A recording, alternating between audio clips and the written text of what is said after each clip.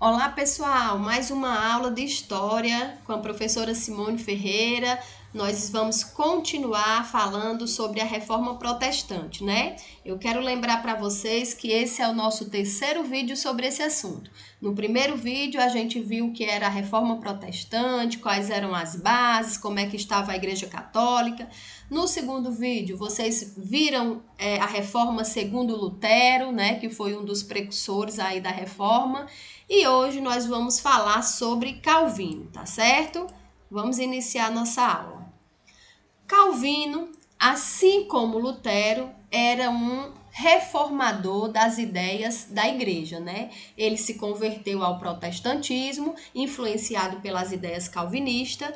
Esse cara é um francês, tá aqui o nome dele, ó, João Calvino, né? Nessa época que ele começou a ser simpatizante das ideias reformistas, o país dele era extremamente católico e absolutista. Então, ele foi expulso, né, do seu país e foi para a Suíça, mais especificamente em Genebra. Lá na Suíça já estava na época dos acordos, né, da livre religião, da diversidade religiosa. Então lá ele pôde, enfim, começar a desenvolver suas ideias e Genebra se tornou uma das principais cidades quando a gente fala no calvinismo, tá certo?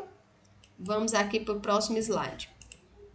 Vamos ver então o que é que se difere a doutrina calvinista da doutrina luterana que vocês estudaram na aula passada. Tem muitas coisas semelhantes, tá certo? Por exemplo, ambos estudam a Bíblia como a fonte de regra, né? Ambos não permitem o uso de imagens de santos nos seus cultos religiosos. Ambos concordam com apenas dois sacramentos da igreja, que é a Eucaristia e o batismo.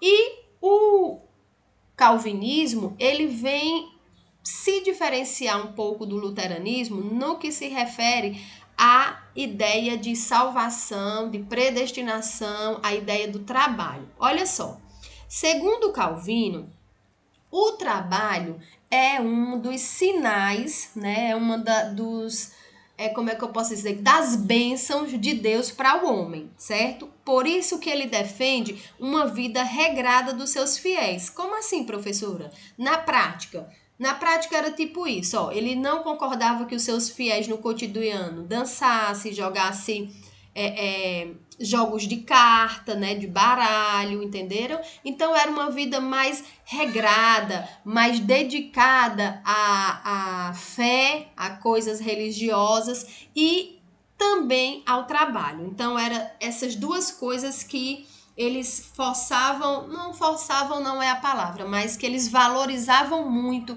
no dia a dia das pessoas, né? A fé e o trabalho. E como eles justificavam muito os salvos, né, pela ideia do trabalho, eles defendiam o sucesso econômico. Segundo Calvino, o sucesso econômico era uma consequência da sua predestinação, ou seja, o sucesso econômico e o trabalho era tido como uma dádiva, uma bênção, um presente de Deus para o homem. E o sucesso seria consequência disso. Então é como se aqueles que são predestinados, aqueles que são salvos, né, automaticamente naturalmente eles se dedicam ao trabalho e naturalmente o seu sucesso econômico vem junto, tá certo? A gente tem que lembrar que Calvino vem de uma época em que ele está protestando contra aquelas ideias da Igreja Católica que era extremamente forte na época da Idade Média, né? E que lá a igreja não concordava com o lucro, não concordava com ideias capitalistas, né? E Calvino vem dizer que não, que isso é uma bênção de Deus, que o sucesso econômico é uma dádiva de Deus. Mais especificamente, para vocês entenderem a palavra predestinação, que é o que vai caracterizar muito Calvino, toda vez que vocês ouvirem a palavra predestinação, automaticamente vocês juntem ela a Calvino, porque essa palavra, ela determina muito a doutrina de Calvino, né? Então, para vocês entenderem melhor, predestinação é assim: Predestinar é você ser escolhido antes, né? Destinado antes. Por isso que o nome é predestinação, né? Você foi escolhido por Deus antes mesmo que você nascesse, né? E aí sua vida na Terra vão demonstrar que você é um escolhido. E como é que a sua vida na Terra vai demonstrar isso? Os seus atos no dia a dia, as suas ações, né? E o seu trabalho e, consequentemente, o seu sucesso econômico, tá certo? Resumidamente, é isso o que a doutrina calvinista prega, e eu quero dizer para vocês que essa doutrina foi muito bem aceita pela nobreza, pelos burgueses. Por quê? Porque a burguesia viu nisso uma forma de justificar as suas ações, os seus atos, né? Vocês sabem que a burguesia visa muito o lucro, né? Porque eles estão baseados no sistema que a gente chama de capitalismo, né? Então esse sistema ele é baseado principalmente no lucro. Então a Igreja Católica, ela na Idade Média, ela condenava essa prática, né, do lucro. E a burguesia se via meio que fora dessas coisas todas, né, e sem apoio. E aí, com essa doutrina calvinista, não, ela vem achar o apoio que ela tanto queria para justificar suas ações em relação ao lucro, tá certo? O calvinismo se espalhou também pela Europa, assim como o luteranismo, que atingiu outros países europeus, né? O calvinismo também aconteceu isso. Na Inglaterra, os calvinistas eram conhecidos por puritanos. Na França, os calvinistas eram conhecidos pelos huguenots, né? Que eram os calvinistas de lá da França depois. E a Escócia surgiu aí outro seguidor do Calvino, que tinha inclusive, esqueci o nome do cara agora, mas ele tinha inclusive conhecido Calvino lá em Genebra, e ele levou para a Escócia essas ideias, e lá ele formou a igreja presbiteriana. Então, isso aqui que eu coloquei para vocês é para demonstrar que o sucesso da reforma, né? Porque o sucesso da reforma, professora? Porque a gente está vendo aí que as ideias da reforma religiosa estão se espalhando pelos países europeus. Primeiro com Lutero e agora com Calvino, né? E aí, por último, nós vamos ver uma outra reforma, né? Que foi feita na Inglaterra pelo rei chamado Henrique VIII.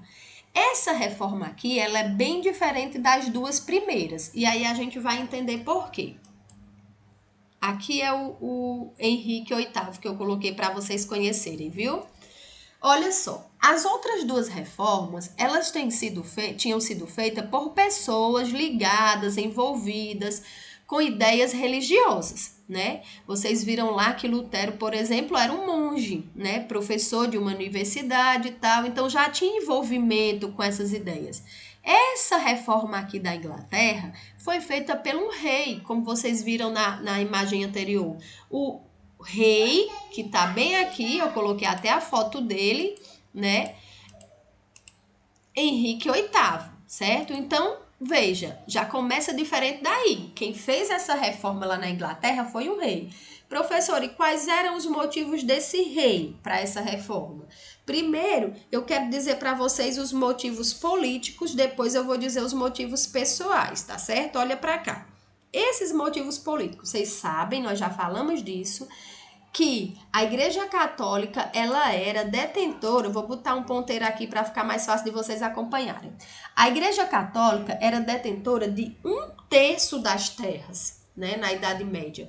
Então, o rei queria muito que essa influência da Igreja Católica diminuísse, porque tinha interesse nas terras da Igreja Católica, né? E por que interesse? Porque se cobrava muitas taxas por essas terras. Então, é claro que era interesse do rei, da nobreza, terem essas terras, né? E o segundo motivo, os motivos pessoais, foram o estopim, tá, dessa reforma. Segundo o rei, ele fez o rompimento com a Igreja Católica por isso aqui, mas nós sabemos que esses motivos também influenciaram, Vamos conhecer esses motivos pessoais. O rei era casado com uma mulher e não tinha tido filhos, só tinha tido filhas, tá certo? E ele pediu ao Papa que anulasse esse casamento com a sua esposa, que eu coloquei até o nome dela, Catarina de Aragão.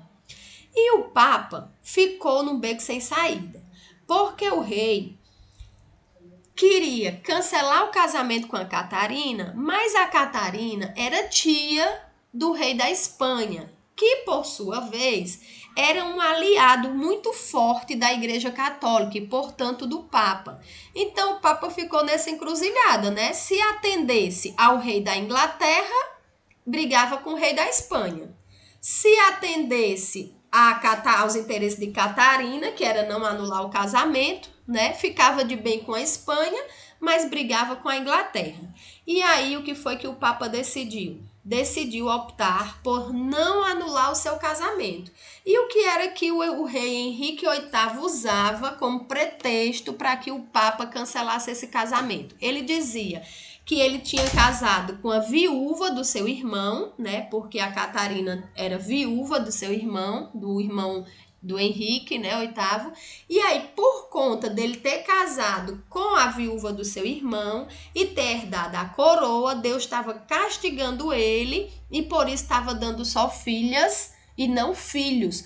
Vocês têm que pensar que naquela época, essa ideia de ter filhos era muito, como é que eu posso dizer, associada apenas com a mulher, né? O problema de não ter filhos era o problema com a mulher, o problema de só ter mulheres, né? Segundo que o rei queria um menino, um herdeiro, então ele associava que o problema não estava nele e ela, né? O problema entre aspas, porque isso não é problema, mas ele não entendia que era o cromossomo X e Y, como a gente entende hoje quando estuda biologia, né? Quando estuda ciências, não é assim? Ele entendia que era um problema único da esposa, então por isso que ele queria anular o casamento. Então ele usou essa ideia de que estava no pecado, estava sendo castigado por Deus, para ver se o Papa anulava. Mas o Papa, como eu já disse, estava no beco sem saída, né? Se correr o bicho pega, se ficar o bicho come, porque ou ele brigava com a Espanha ou brigava com a Inglaterra. E o Papa resolveu então não atender, melhor dizendo, ao pedido do rei. E aí o que foi que aconteceu? Em 1533, o rei Henrique VIII decidiu que ia romper com a Igreja Católica e declarou submissão do clero ao poder da monarquia, porque antes o clero, né, a igreja, era um poder mais ou menos que independente, né? Então, a partir daqui, ele disse que lá na Inglaterra, agora a igreja, ou seja, o clero, ia ter que se submeter às vontades do rei. E aí, o que é que acontece? Ele rompe com a Igreja Católica, porque é claro que o Papa não vai aceitar, e começa aí essa reforma que a gente chama de reforma da Inglaterra, né? Olha só, gente, aqui eu coloquei a foto da esposa dele, Catarina de Aragão, e aqui também um outro motivo pelo qual ele queria se separar da sua esposa. Ele estava apaixonado por essa moça, né, Ana Bolena, e portanto foi isso que ele fez quando ele rompeu com a Igreja Católica, né? Ele acabou com o casamento dele e aí se casou com essa moça aqui, tá bom? Depois acabou nem dando certo o casamento, inclusive ela foi até condenada à morte por ele, né? Diz que ela o traiu, enfim. Mas ele também não era conhecido na história, não é conhecido como das pessoas mais fiéis às ideias da igreja, não, né? Ele, inclusive, teve vários casamentos e etc. Depois, quem tiver mais curiosidade sobre ele, pode dar uma pesquisada, tá certo? Eu não vou poder falar tudo, porque senão o nosso vídeo vai ficar muito longo, ok? E aí, quando ele se separou da Igreja Católica, ele tomou algumas medidas que ficaram conhecidas como ato de supremacia. Tá vendo? Esse nome não é à toa, ó. Supremacia. Agora, o Estado absolutista, né, o monarca, o rei, era superior às ideias da igreja, tá certo? Olha só, Henrique declarou-se chefe da igreja inglesa, ou seja, ele rompeu com a igreja católica e criou na Inglaterra uma igreja onde ele era chefe. Ele mesmo se declarou chefe dessa igreja, entendeu? Então a igreja agora era submetida às vontades do rei, tá certo? E não mais independente. Suprimiu todos os mosteiros católicos, confiscou os bens da igreja. Olha aqui aquele motivo político que a gente estava falando anteriormente. Tomou todos os bens da igreja, né? E esses bens passaram a ser do Estado, portanto, do próprio rei, né? E aboliu também todos os pagamentos ao Papa. Ou seja, a partir de agora, a Inglaterra tinha uma igreja própria e ela estava separada de Roma. Separada no sentido de estar de ideias diferentes da igreja de Roma, né? Agora ela não mais pertencia à doutrina católica do Papa de Roma, tá certo?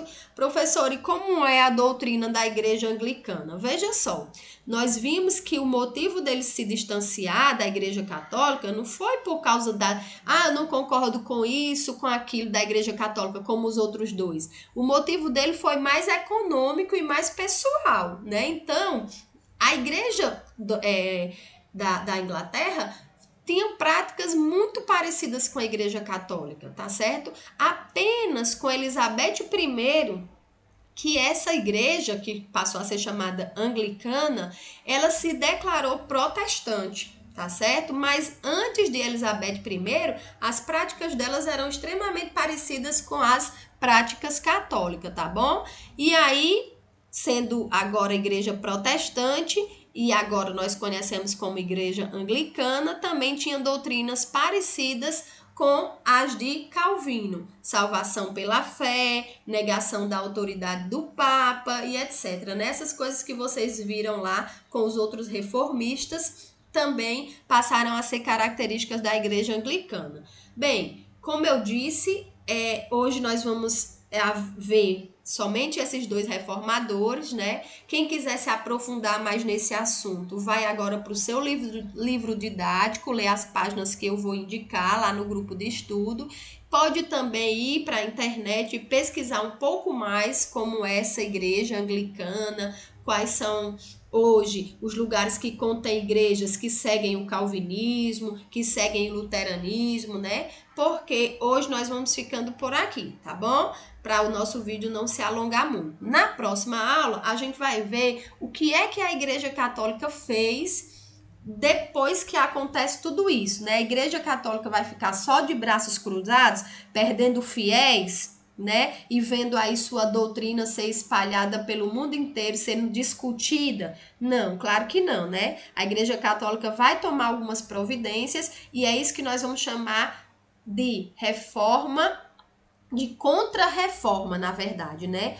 O que a Igreja Católica fez para combater essas novas ideias que estavam aparecendo, tá bom? Por enquanto, nós ficamos por aqui. Agora você vai lá para o seu grupo de estudo tirar suas dúvidas comigo, que eu estou de plantão lá te esperando, tá? Um abraço.